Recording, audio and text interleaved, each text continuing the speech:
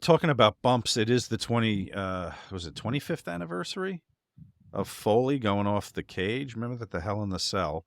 Yeah, and the first time I saw Taker said that when he gave him the choke slam and he went through and he hit, he said that he looked down. He said, "I thought he was dead." I can't even imagine, even if it was for fucking 5 seconds before he moved, how Mark must have felt up there. Mm. I mean, and Shano's done some fucking crazy ass. I mean, it's one thing if you're fucking you're hungry and you're trying to feed the family and you're not the most athletic guy in the world, and that was kind of Mick's whole thing was Mick would always take risks that nobody else would take. But when it came down to it, and Mick got beat up to the point where he couldn't, then Mick fucking was such a great storyteller, and it was still, but he always, you know, Would you have delivered it if Mick said, "Throw me off the"? see, I'm one of those motherfuckers, man. The psychology of a cage, if you put a top on it, because that's what when I did that Hell in the Cell with Triple H, that's why they put Mick in as a special guest referee, because I told him, I said, I'll do it. Don't have a problem. I'll get color. I'll do anything you want in there, but it's not leaving the cage, because that defeats the purpose of what a cage is. The cage is for two people to settle it, not two people to use that as another apparati, Mm-hmm. you know? Right. So, So you wouldn't and have been up there in the first place, is what I wouldn't have you're been up saying. there. No, fuck no. Stupid.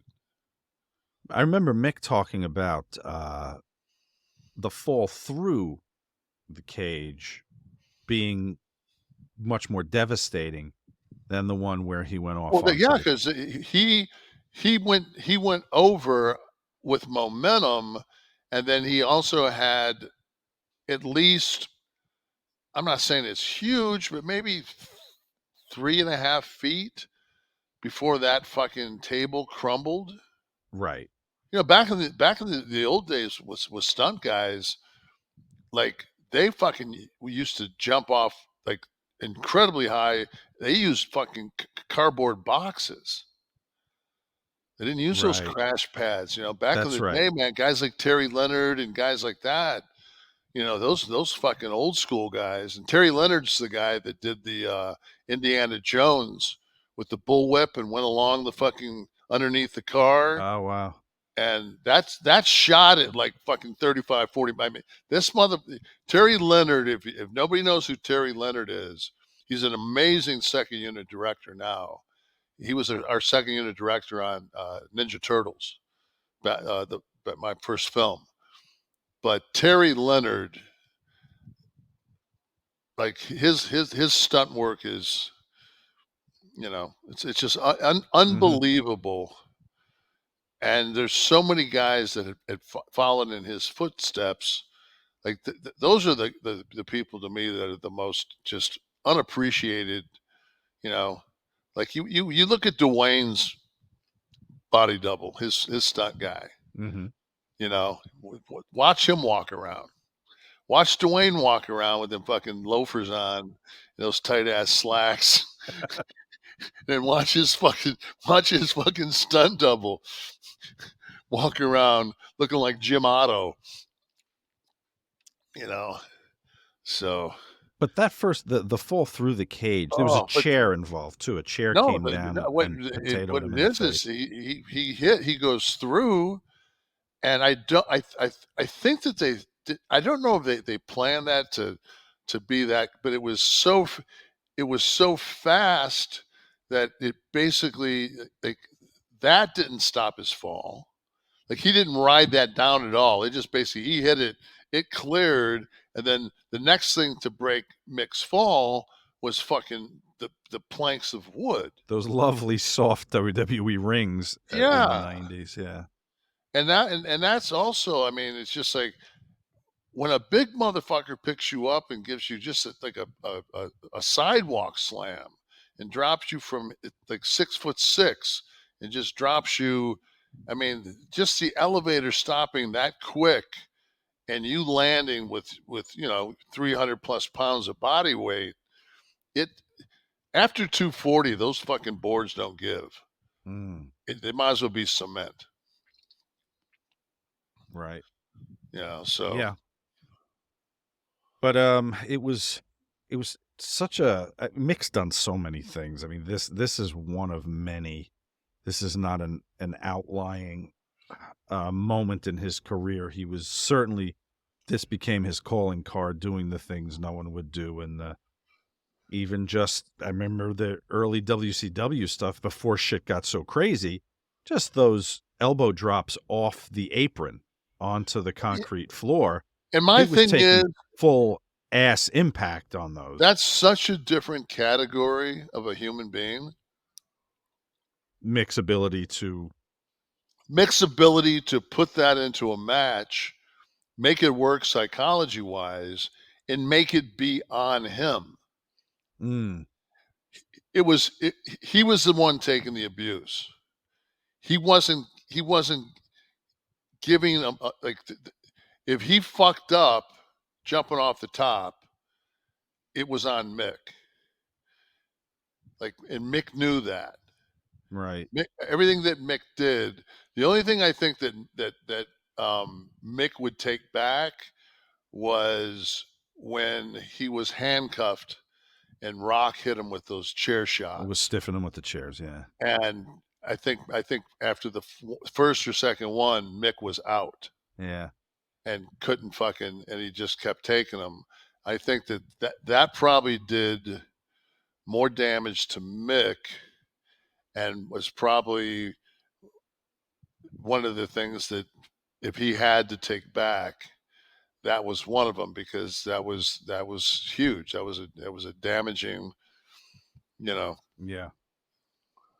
The shot off the cage onto the announce table, one of the things that you won't be talked about, but WWE's coverage of that, having the cameras positioned above the cage and not just the floor view. I mean, that's horrific enough, but being able to capture it on that side above the cage, so you see the whole thing develop Oh, from you the top down. The that was one. production was, You're never going to outproduce them, yeah, you know. and they certainly knew how to cover it, and because of that, the visual is something that'll never be forgotten, akin to like Snuka atop the cage at Madison Square Garden, Morocco. going on to Morocco. Yeah, that that'll never be forgotten. It's such an iconic moment. So far less dangerous, obviously, but Oh, Mick's, you know what? Fucking big ass Rikishi coming off the top was fucking pretty impressive. Rikishi You did a know? lot Yeah. with a Don't dude take that that. size. So man, and the thing about Quiche, man, I mean, I've taken a ton of splashes from him. Not one time, not one fucking time Quiche ever stiffed me. Mm, I mean, it was just like yeah, that's what got Mabel all his heat. Mabel was hurting Samoans. right. Yeah, there's fucking Quiche. That's the one in the back of that fucking dump truck, I think, of dirt, right? Yeah. Oh, And Rikishi was great. A lot of fun. Such a great era. Such a great era. Listen to me. Oh, they don't make it music like was, man.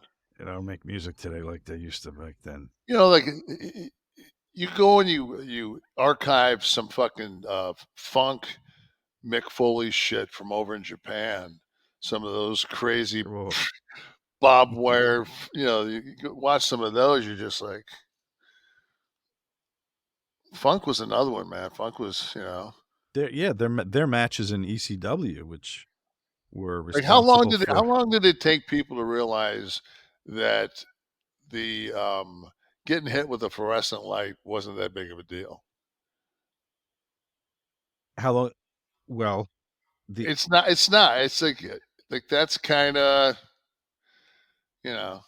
The pop is very effective though when the gas is omitted. The sound from it. Yeah, but it's one of those things though that it's just it got so overused because like anything, like you can't Mick can't take that fall through the cage every night.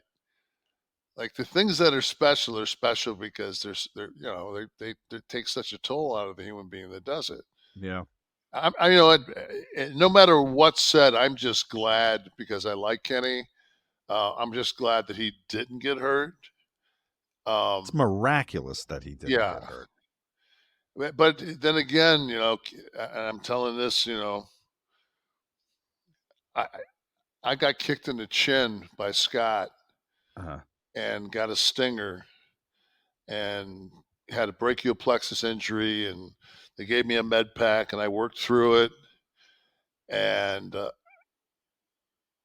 lo and behold, I get knocked out a year later in Worcester, and they do a CT scan of me, and they're like, "So, when was the first time you broke your neck?" See, that's the other thing too. We're saying he's not injured.